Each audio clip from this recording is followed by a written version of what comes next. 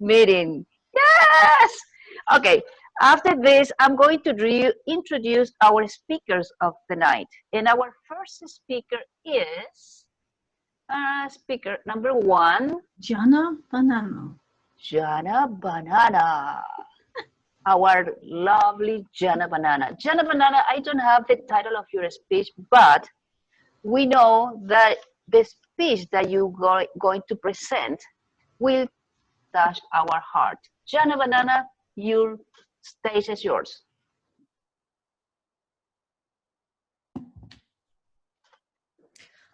Talking about the new normal, last night we had a graduation parade in my neighborhood because my neighbor graduated from high school.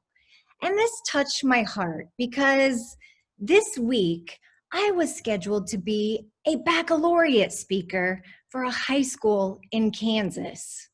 Now, unfortunately, it got canceled because of this COVID crisis. But when I was asked to be the speaker, I started thinking, what advice would I give high school graduates? I started thinking about my own graduation. I graduated from a high school in Belleville, Kansas, and as soon as I got my diploma, I went off to college and I didn't look back.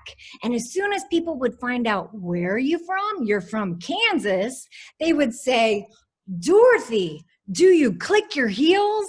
Which is kind of ironic because I'm a paraplegic and I sit in a wheelchair. So for some reason, I just look at them and go, there's no place like home. And sometimes I even flap my wings. Not sure why I do that.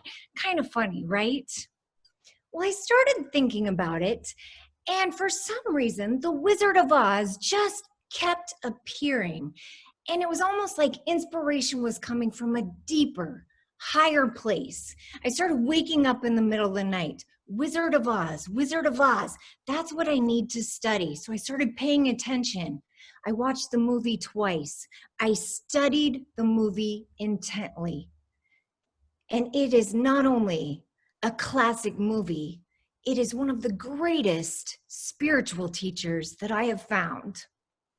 You see, like Dorothy, many of us go through a tornado in life. And then we go off on this path. We look for a journey. And what we're looking for, we don't always know. But we attract people along the way. And these people are often similar to us. In fact, we call them friends. And sometimes we can see things in them as we're trying to help them be better people. We're trying to help them grow as humans, help them become better individuals. We can see things in them that we don't always see in ourselves. For example, in the Tin Man, we can see that he needs feelings, and if only he had compassion, then maybe he could see that there's love all around. And the Scarecrow, if only he had a brain, maybe he could make better decisions. And of course, the lion. We look at the lion and we think, wow, he's at the top of the food chain. What does he have to be scared of? Have a little confidence. Believe in yourself. The funny thing is that as we see these inadequacies in other people, if we just hold up the mirror, we find that a lot of times what we're seeing in them is really what we're trying to find ourselves. For example, Dorothy was really just looking for wisdom. And she was looking for courage. And she was looking for love from her own family. Right now, we are all experiencing a tornado. It's called Corona.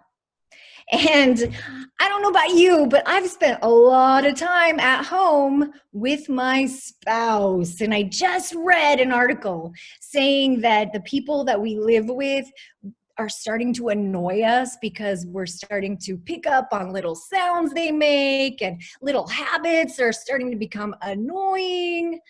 Well, I've started to eavesdrop a little bit on my husband's conversations as we sit in our dining room cubicle. And as he's talking to his boss, I sit there and I find this silent cheerleader in my brain saying, "Come on, Jason, speak up for yourself. You got this. You can do it. Believe in yourself. Stand up. Make a stand." And what was so funny is this morning, as I was doing this, my computer screen went blank and I actually saw my own reflection. And I thought, isn't that ironic? Maybe I need to believe in myself. Our greatest spiritual teachers are all around us. And that is what is so beautiful about the Wizard of Oz. Is because as she comes to, as she wakes up, and she swears that what she just went through was a reality, and everyone around her says, "Oh, no, no, no, you just had a really bad dream."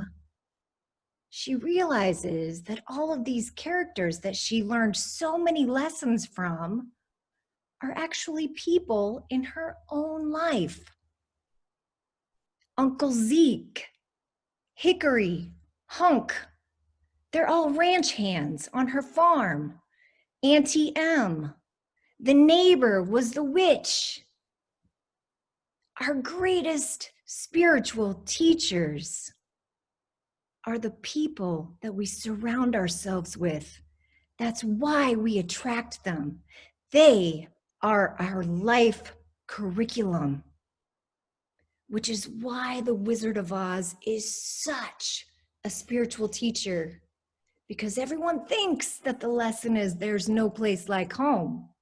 And being from Kansas, I know that that's true. But the real lesson comes from Glenda, the good witch, when she says, "You've always had the power, my dear. You just have to find it yourself."